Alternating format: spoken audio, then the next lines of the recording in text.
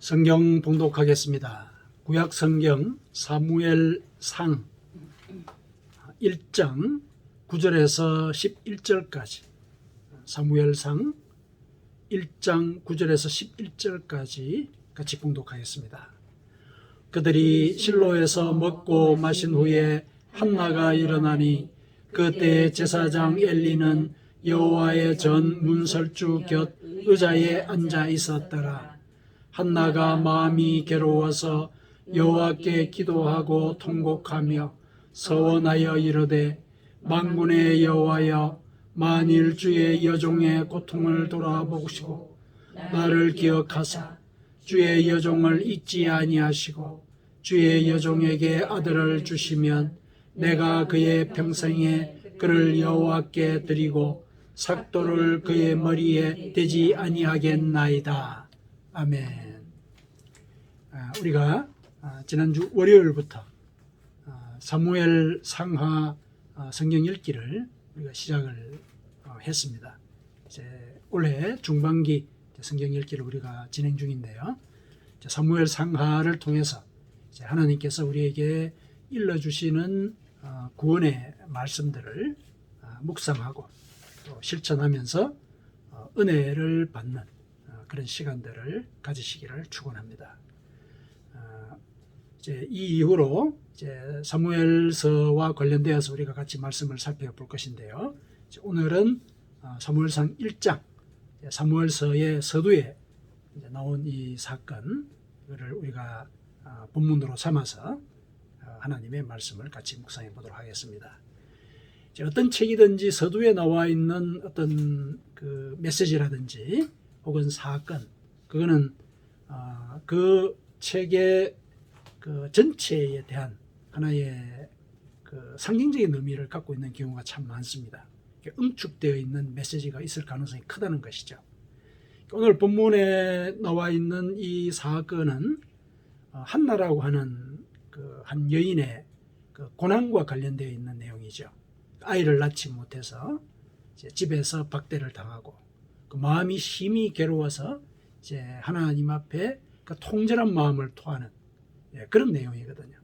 이런 통절한 이 내용이 이 사무엘서 전체의 어떤 메시지의 그 응축된 부분을 보여주고 있다. 이렇게 이제 우리가 설명을 할 수가 있습니다. 물론 이제 쭉 다 읽어보다 보면은 왜 그렇게 얘기를 할 수 있는가 하는 내용들을 우리가 짐작을 할 수가 있거든요. 자, 그런데 이제 한편으로 보면 이 사무엘서는 또 역사서의 일종이기도 하거든요. 역사적인 사건이 이 속에 기록이 되어 있습니다. 그 역사적인 사건 속에서 어떤 개인의 이 고난이라고 하는 이런 일화, 이것은 이 역사적인 사건에 대한 하나의 그 대변이라고도 볼 수가 있거든요. 그 개인의 고난이 그 사람이 살았던 역사적인 시대 상황을 또 이렇게 반영하는 그런 면이 또 없지 않아 있다. 그래서 한나의 이 일화를 통해서 그 당시의 시대 상황의 어떤 그 핵심적인 요소들, 이런 것들도 우리가 같이 읽어볼 수가 있습니다. 그래서 역사적인 사건들, 우리가 이제 일상을 살아가는 이 모든 것들이 역사지 않습니까? 그러니까 그런 역사적인 사건 속에 드러나 있는 하나님의 그 뜻, 그게 개인의 삶 속에서도 그대로 반영되어 드러난다. 그래서 결국 사무엘서도 우리에게 일러주는 그 본질적인 그 메시지는 일상생활 속에서도 하나님의 말씀에 경각하고 또 그것을 지키려고 할 때 우리가 구원을 얻게 된다. 이런 내용을 우리에게 전해주고 있지요. 전체 맥락은 이제 그러합니다. 자, 그러면 이제 오늘 본문을 통해서 이제 그 사무엘서의 기자가 우리에게 일러주고자 하시는 그 말씀의 핵심을 같이 한번 살펴보도록 그렇게 하겠습니다. 자, 이 사무엘서니까 이제 주인공이 사무엘이죠. 사무엘인데 이 사무엘의 아버지가 소개가 되고 있죠. 이 1장을 보면은 그 사람 이름이 엘가나다 이렇게 나옵니다. 그리고 엘가나에게는 브닌나와 한나라고 하는 부인이 있었다. 부인이 둘이 있었던 것이죠. 그런데 한나는 자식이 없었더라. 이렇게 나오죠. 자식이 없었습니다. 그렇게 되니까 이제 브닌나는 자식이 있었고, 그래서 자식이 없는 한나에게 막 이렇게 박해를 가하는 거죠. 막 박대를 하고 또 분노를 이렇게 격동을 시키는 그런 일들이 집안에서 벌어졌습니다. 분인나로서는 남편의 사랑을 이렇게 온전히 받고자 하는 이제 그런 욕망이 있었겠지요. 그런 욕망이 있어서 이제 그 자식을 낳지 못하는 이제 한나를 이제 박대를 한 것이죠. 근데 이제 이런 박대의 상황은 이 남편인 엘가나가 사실상 충동질을 했습니다. 왜 그러냐면은 이 남편이 한나를 편애를 했거든요. 한나를 편애를 했습니다. 그 상황이 이제 일장에 비교적 상세하게 기록이 되어 있죠. 집안의 분위기는 싹 그렇게 평화롭지가 못한 상황이 전개되고 있었습니다. 그런데도 이제 이들은 매년 이 실로라고 하는 장소죠. 실로라고 하는 장소에 있는 그 하나님의 전으로 제사를 지내기 위해서 함께 늘 올라갔습니다. 그 당시에 그 사사 겸 제사장은 엘리였는데, 이 엘리는 이제 지금 현재로서는 사실 좀 일선에서 물러나 있는 그런 상황입니다. 나이가 많이 들었거든요. 그래서 실제적인 제사장의 직임은 그 홈니와 비느하스라고 하는 자기 두 아들이 있어요. 그 두 아들이 이 수행을 하고 있었습니다. 그런데 이 두 아들이 남봉꾼이에요. 제사장인데 남봉꾼이었어요. 이후에 이제 쭉 읽어 보셨겠지만은 그 남봉이 어떤 것이었는지도 이제 벌어지고 있었죠. 또 그 상황을 또 한 번 또 살펴보면은 그 당시에 주변에 있던 블레셋 부족이라는 부족이 있었는데 이 부족과도 수시로 전투가 벌어지는 그런 상황이었던 거죠. 그러니까 이 전반적인 이렇게 내용을 쭉 훑어보니까 집안의 상황이라든지 그 다음에 종교적인 어떤 여건이라든지 그 다음에 국가 정세죠. 예를 들면 그 주변 국가의 관계 이런 것들을 살펴볼 때 사회 전체의 분위기가 상당히 어수선했다. 굉장히 어수선했다. 그리고 질서도 없고 굉장히 뭐라 그럴까 불안한 그런 이 사회적인 분위기가 지배하는 그런 시대가 아니었을까 이렇게 이제 짐작을 해볼 수가 있습니다. 사회학적으로는 이와 같은 그 사회적인 분위기 또 이런 사회적인 분위기를 초래한 그 사회적인 상황 이것을 그 아버지의 부재 그 현상 이름을 이제 그렇게 부르는 거죠. 아버지의 부재 현상이다. 물론 이때의 아버지라고 하는 것은 그 바람직한 아버지상이 있죠. 그 건강하고 건전한 질서 그걸 이제 아버지라는 이름으로 이제 표시를 하거든요. 그래서 아버지상이 부재한 그런 현상이라고 볼 수 있다. 그러니까 건전한 질서가 없으니까 사회가 이렇게 어수선하다는 거죠. 그러니까 예를 들면 가정에서도 그렇지 않습니까? 가정에서는 아버지가 중심이 되어서 이제 가정의 평화가 이루어지는 것이 그게 건전한 질서지요. 그러니까 아버지 상이 존재하는 그런 상황이란 말이죠. 그런데 이 엘가나 집안은 어떻습니까? 이 막 안에 다툼이 있는 거잖아요. 속에서. 그리고 그거를 이 남편인 아버지 상을 건전하게 유지해야 되는 이 남편이 실은 부축이잖아요. 그 제사를 지내러 갈 때 제사를 지내고 나면은 이렇게 재물들을 서로 나누는 시간들이 있거든요. 그럼 나눌 때는 이 한나에게 다른 이 가족들보다 2배를 줬다 그랬습니다. 이제 이 편애를 한 거죠. 편애를 했죠. 이 가정 불화의 원인이지 않습니까? 1장 5절에 그렇게 되어 있습니다. 사무엘상 1장 5절에. 그러니까 아버지가 이 가정의 질서를 훼손하는 거예요. 아버지가 없는 거예요. 사실 그렇게 되면. 질서가 없다는 얘기죠. 그 다음에 종교적으로도 아버지가 없는 거예요. 왜냐하면 이 엘리가 눈이 어둡고 비둔했다. 이 살이 많이 쪘다는 얘기죠.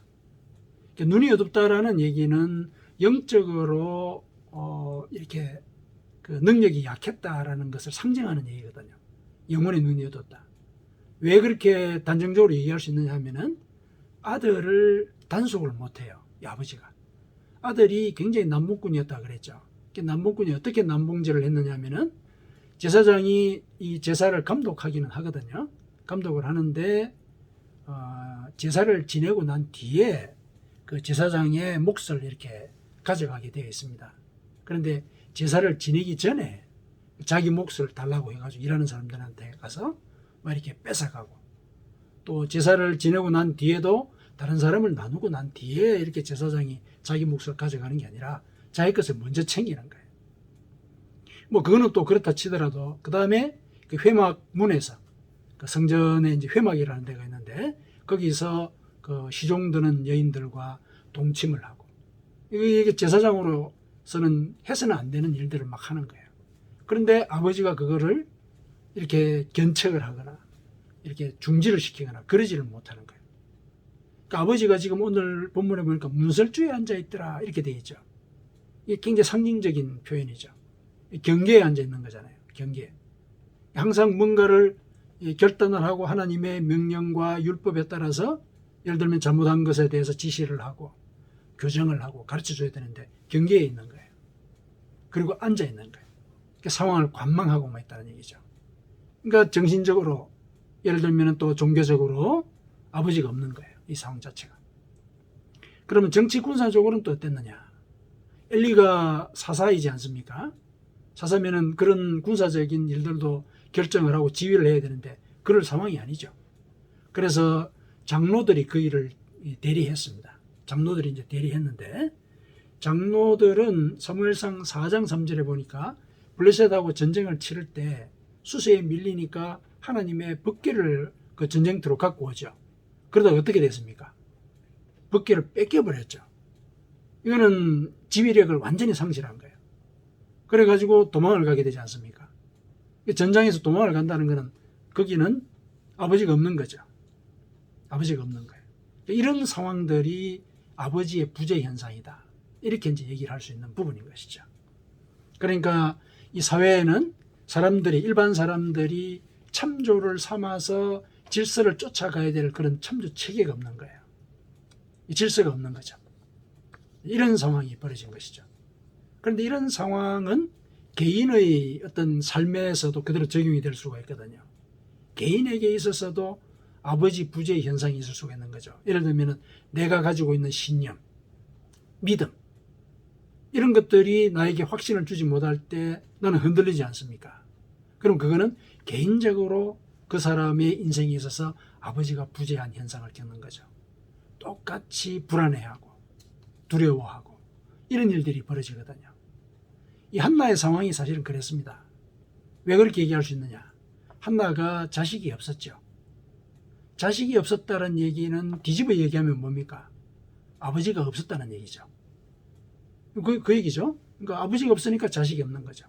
그러니까 한나에게 있어서 자식이 없었다라는 상황은 한나도 개인적으로 이와 같은 그 아버지 부재의 현상을 겪고 있었다.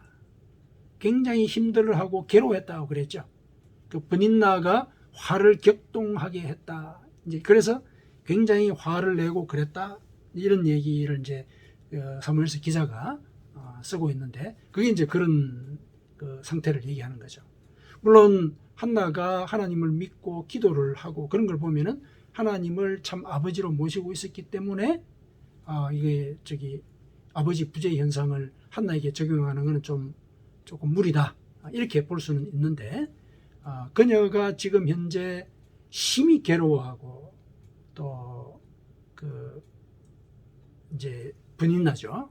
브닌나가 노를 격동할 때마다 이제 화를 내는 데는 자기도 감당하지 못하는 그런 아픔이 있는 것이죠. 그런 부분들이 일종의 그 한나에게는 결핍으로 작용을 하는 것이고 그것이 그녀에게는 아버지 부재 현상의 한 단면으로 제시가 되는 것이죠. 그래서 이 한나의 이런 상황들을 살펴볼 때도 이제 이 당시의 사회적인 시대상 이런 것들을 우리가 또 짐작을 해볼 수가 있다. 그런데 이제 한나가 그 상황에 대해서 어떻게 접근을 하고 어떻게 돌파하는가 하는 것을 우리가 살펴보니까 이와 같은 시대 상황을 돌파하는 법도 있을 수 있겠구나. 이 사무엘서의 기자가 의도한 건 그거죠.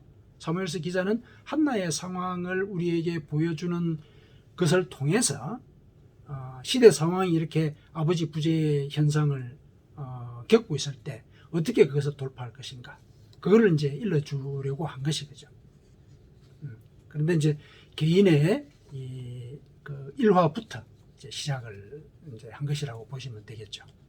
그래서 오늘 우리가 이 본문을 통해서 한나가 자신의 고난을 자신이 겪고 있는 그 아버지 부재의 현상을 어떻게 돌파하는가, 그걸 우리가 살펴보면서 내 개인의 삶 속에서 그와 같은 불안한 상황, 또 나의 집안, 그리고 우리 사회가 사실은 지금 이 아버지 부재의 현상, 이런 걸 겪고 있다고 봐야 되지 않겠습니까? 그 어느 누구도 정치인을 존경하고 있는 이런 일이 없고, 그렇죠. 그리고 뭐 종교 지도자들도 손가락질을 당하고 있고, 또 집안에서 아버지가 설 자리가 없어지고, 이게 우리의 그 형편이지 않습니까? 똑같단 말이죠, 상황을. 오늘날에도 적용을 할 수 있고, 또 우리 개인의 삶에도 적용할 수 있는 상황이 그대로 진행이 되고 있다.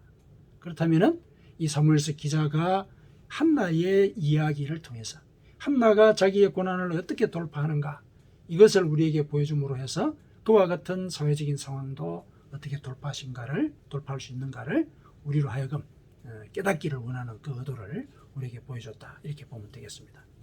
자, 그녀의 이 행동에서 이런 고난의 상황을 돌파하는 법을 오늘 우리가 함께 배워봤으면 좋겠습니다.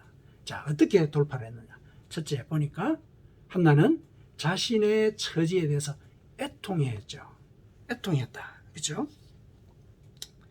10절에 보니까 한나가 마음이 괴로워서 여호와께 기도하고 통곡하며, 자신의 처지, 자식이 없어서 괴롭힘을 당하는 이 처지에 대해서 애통해 했습니다. 하나님 앞에 애통해 한 것이죠. 하나님 앞에 애통해 했다는 게 뭡니까? 속마음을 다 털어내놨다는 얘기죠. 속마음을 다 털어내놨다는 얘기입니다. 우리가 사람들과의 관계에 있어서도 우리의 속마음을 다 털어내 놓을 때, 그거는 그 사람이 내 속마음을 다 받아줄 만한 사람이라고 믿기 때문에 그렇죠. 서로 인격적인 관계를 유지하는 사람에게나 우리의 속마음을 털어놓지 않습니까? 그러니까 우리가 고난을 당했을 때는 하나님께 내 속마음을 다 털어내놔야 된다. 흔히 듣는 얘기지 않습니까? 교회에 와서. 근데 내 속마음을 털어내 놓는다라는 이 얘기는 다른 면에서 보면 이렇게 해석을 할 수가 있어요. 하나님이 나의 인격적인 교제의 상대이다. 하나님, 저와 인격적으로 소통해 주십시오. 저와 교제해 주십시오. 저의 한탄을 나의 진정한 친구처럼 들어주십시오. 이렇게 호소하는 것과 같습니다. 그러니까 내가 애통해하는 것은, 하나님 앞에서 애통해하는 것은 하나님이시여 저의 친구가 되어 주십시오.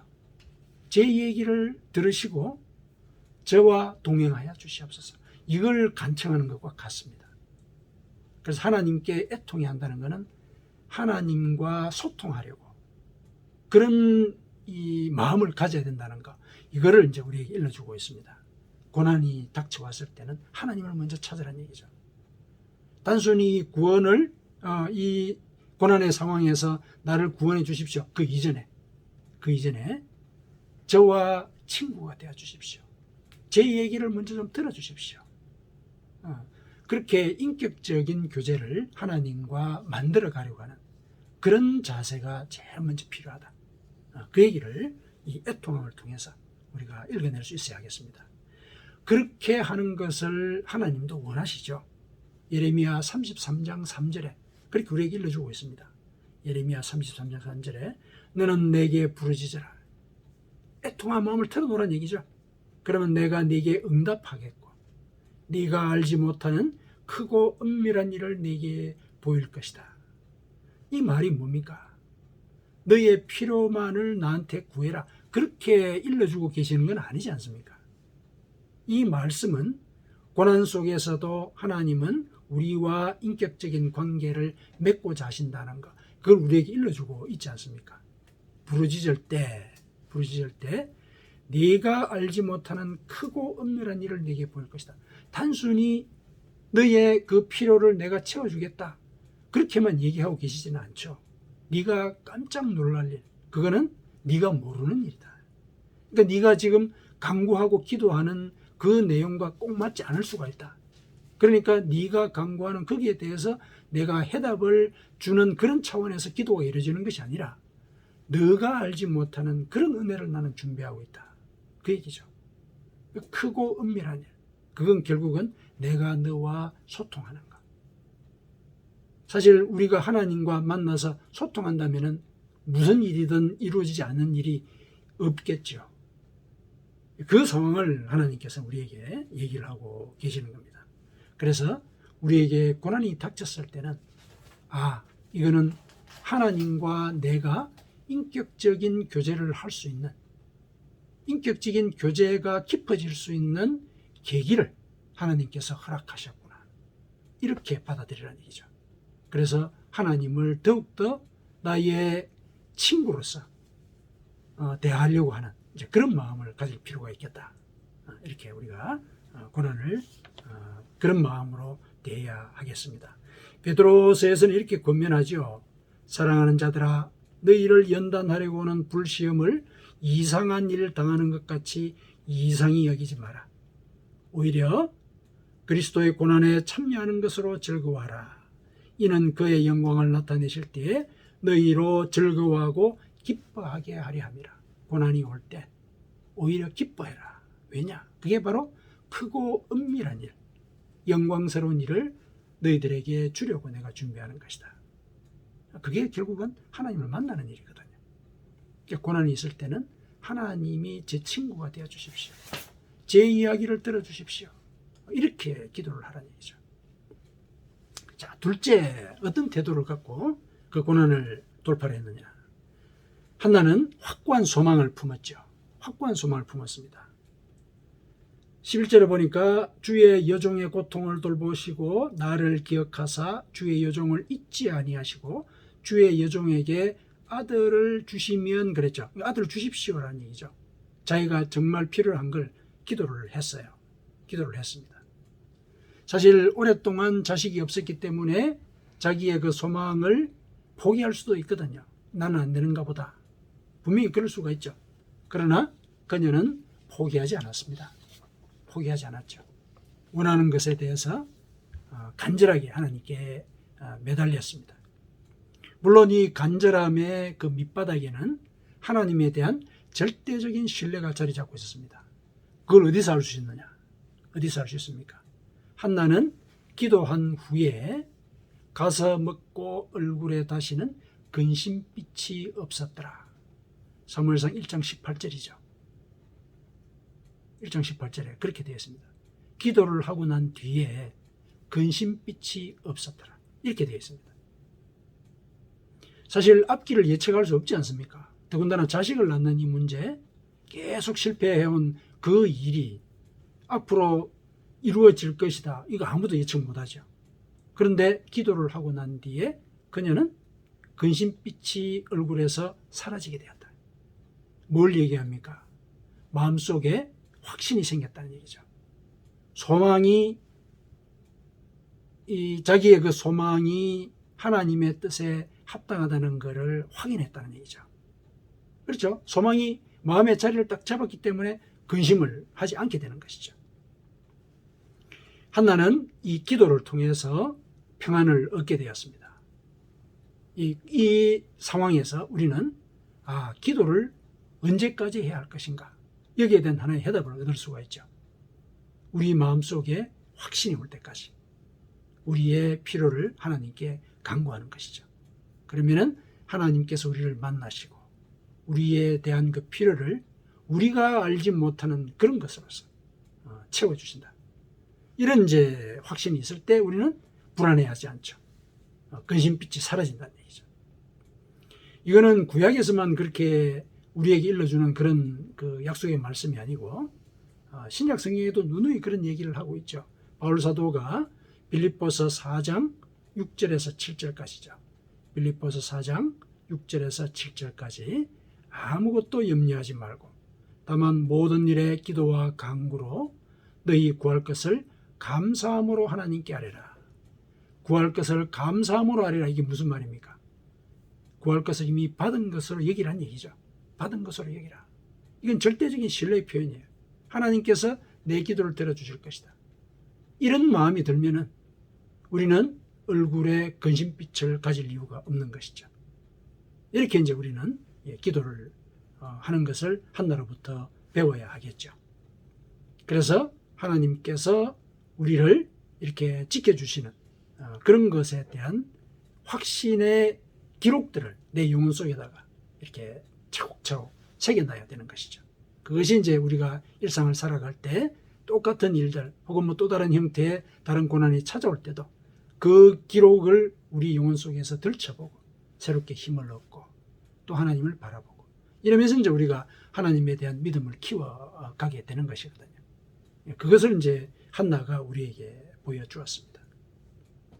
하나님께 대한 절대적인 신뢰. 그 다음에 세 번째, 그녀는 또 어떤 태도를 보였느냐. 그녀는 하나님의 뜻을 구했죠. 11절에 보니까 서원하여 이르되 하고 쭉 나오죠. 가운데 부분은 이제 앞서 언급을 했고, 내가 아들의 평생의 그를 여호와께 드리고 삭도를 그의 머리에 대지 아니하겠나이다. 아들을 주시면은 내가 이 아들을 나실인으로 키우겠다. 그렇게 서원을 한 거예요. 나실인이라고 하는 이제 어떤 그 행동 규약이 있습니다. 율법에 보면은 민수기서 6장에 보면은 나실인이라고 하는 행동 규약이 있습니다. 이게 나실인이라는 것은 이제 구별된 자라는 얘기인데요. 하나님 앞에서 일반 사람들처럼 사는 게 아니고 하나님 앞에서 구별된 자로서 제가 살겠습니다 하고 일정 기간 동안 제가 일종의 금욕을 시행하겠습니다 하고 서약을 하고 그 기간 동안 그 서약한 대로 지키는 거거든요. 서약한 그 내용이 크게 이제 세 가지입니다. 크게 세 가지죠. 포도주나 독주를 마시지 않습니다. 그리고 뭐 시체라든지 혹은 부정한 것 이런 것들을 만지지 않습니다. 그리고 머리를 자르지 않습니다. 이게 이제 세 가지 큰 그 규약이에요. 나세린이 반드시 지켜야 되는 행동 규약. 이거는 상징적인 의미가 있는 것이겠죠. 예를 들면 포도주나 독주를 마시지 않겠다. 이거는 개인의 그 탐욕이죠. 탐심. 음식을 이제 이렇게 과도하게 마시는 이런 것들을 금하겠다는 얘기죠. 탐심을 제어하겠습니다. 이런 고백이에요. 그 다음에 시체라든지 부정한 것을 마치지 않는다. 이거는 죄라든지, 그렇죠. 영적으로 더럽히게 될 그런 일들, 허물들, 이런 일들을 하지 않도록 근신하겠습니다. 그런 얘기죠. 그 다음에 머리카락을 자르지 않겠습니다. 이거는 머리의 어떤 그 판단이나 결정을 따라서 우리가 일들을 하지 않습니까? 그 머리가 우리의 손발을 움직인단 말이죠. 이거는 영적으로 얘기를 하면은 성령의 뜻을 쫓아서 나의 삶을 따르도록 하겠습니다. 그런 것과 같아요. 그러니까 나실인의 규약이라고 하는 것은 결국은 하나님의 뜻을 쫓아서 하나님이 원하시는 대로 거룩하게 살겠습니다. 이 고백이에요. 그 나실인의 그 행동 규약을 지키겠다고 얘기한 거는. 한나가 자기에게 하나님께서 아들을 주시면은 그 아들을 나실인으로 키우겠다. 이렇게 고백한 거는 그거는 또 다른 한편으로 보면은 한나 자신도 그렇게 나실인으로서 살겠다.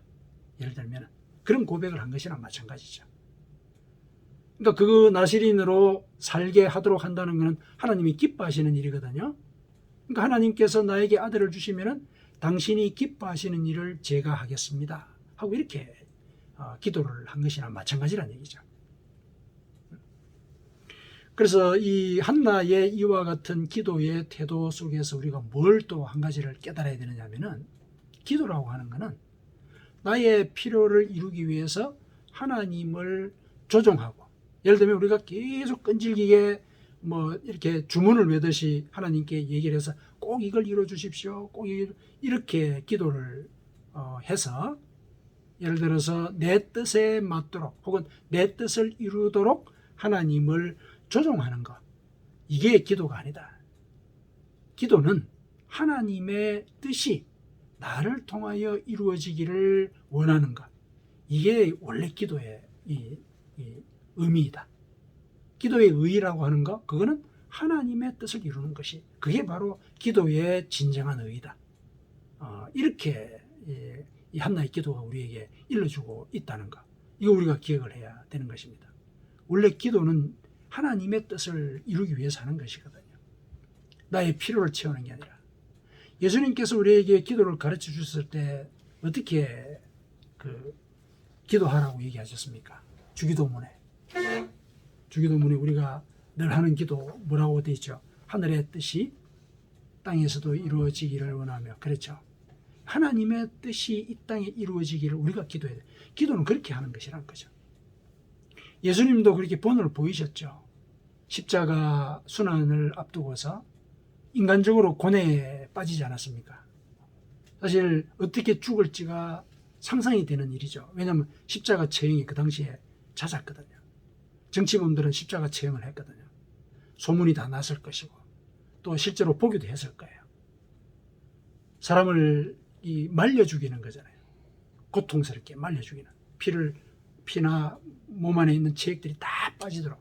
그래서 결국 죽게 만드는 그런 일이거든요. 인간적으로는 얼마나 그게 고통스럽고 괴롭겠습니까? 그래서 하실만 하시거든. 이 잔을 제게서 지나가게 해주옵소서. 그러나 제 뜻대로 마옵시고 아버지의 뜻대로 하옵소서. 이렇게 기도를 하죠. 한나가 사실은 그런 기도를 한 거란 얘기죠. 자식을 저에게 주시면은 그 자식을 통해서 제가 참 만족을 얻고 제 평생이 당신께 기쁨을 올려드리는 그런 삶을 살 수 있겠습니다. 이렇게 기도를 안 한 거죠. 당신이 제게 아들을 주시면 제가 그 아들을 당신께 드리고 그 아들을 나시린으로 키우겠습니다. 이거는 저도 당신의 뜻을 따르겠습니다. 이렇게 고백한 거랑 마찬가지거든요. 그렇게 기도를 한 것이죠. 자, 이렇게 이제 기도의 태도를 우리에게 한나가 보여줬습니다. 그 후 결과가 어떻게 됐습니까? 사무엘을 얻게 되었죠. 그것에 대해서는 이렇게 얘기를 하고 있죠. 사무엘상 1장 19절에 여호와께서 그를 생각하신지라 이렇게 이제 간단하게 얘기를 하고 있는데 이 한나가 간절히 하나님께 그렇게 기도를 하고 난 뒤에 하나님께서 그를 생각하신지라 기도를 들으신 것이죠. 한나의 기도의 내용과 기도의 태도가 하나님의 뜻에 맞았던 것이죠. 그래서 아들을 주셨습니다. 걔가 이제 사무엘이죠. 사무엘이라고 하는 이름의 뜻은 하나님의 이름이라는 뜻이에요. 하나님의 이름. 그러니까 이 아들에게는 하나님의 이름이 새겨져 있다는 거죠. 내가 하나님의 이름을 불러서 얻은 아들이다. 그런 의미죠. 그래서 이제 사무엘이라는 이름을 붙였습니다. 그리고 이 아들을 하나님께 바쳤더니 그 이후에 삼남 이녀가 더 났어요. 이 한나 아래에서 삼남 이녀가 더 났습니다. 사무엘상 2장 21절에 그렇게 기록이 되어 있죠. 하나님은 이제 일을 이렇게 하시는 것이죠. 하나님의 뜻에 맞는 그런 기도를 우리가 올렸을 때 하나님은 그야말로 크고 은밀한 일을 보이셨죠. 한나가 삼남 이녀를 더 얻을 거라고 기대는 했겠습니까? 생각도 못했죠. 그런데 하나님은 사무엘을 하나님께 바쳤을 때 삼남 이녀의 자식을 더 주셨단 말이죠. 이게 이제 한나가 자신의 고난을 돌파하는 그런 방법이었습니다. 기도를 그렇게 한 거죠. 여기서 기도의 태도도 우리가 배울 뿐더러 우리의 고난도, 우리에게 닥치는 고난도 이런 마음을 가지고 대해야 된다는 거, 그거 일러준 것이죠.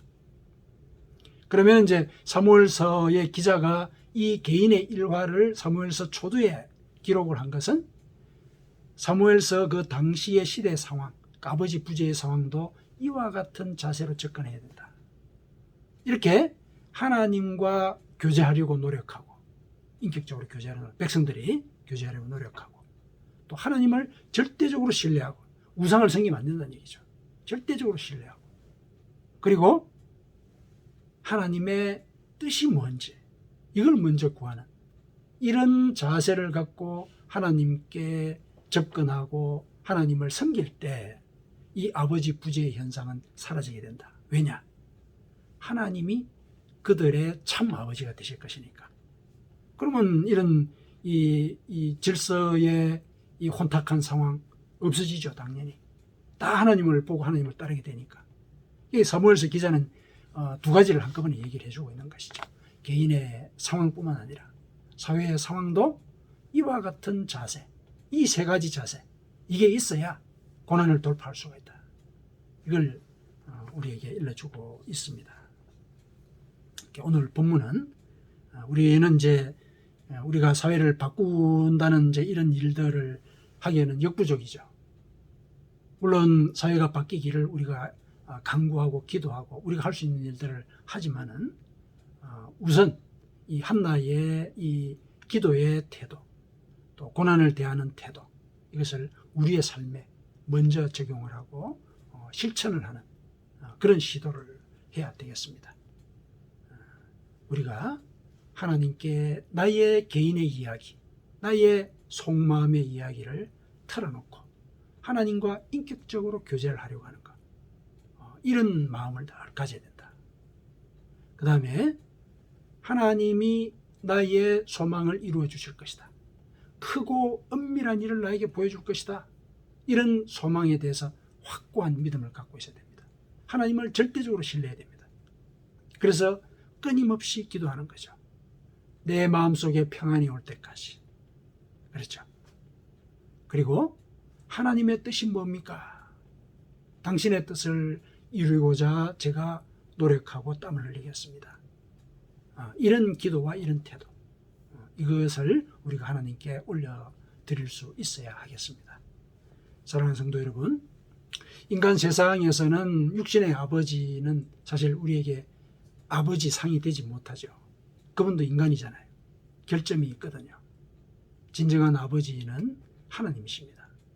그래서 하나님을 우리의 참 아버지로 여기고, 그래서 그 참 아버지에게 우리의 속 이야기를 다 털어내놓고 또 그 아버지를 절대적으로 믿으면서 그 아버지의 뜻을 우리가 구하는 그런 삶을 살아가시면서 한나가 받았던 그 크고 은밀한 일의 그 은혜를 받아 누리는 그런 삶을 사시기를 축원합니다. 아멘.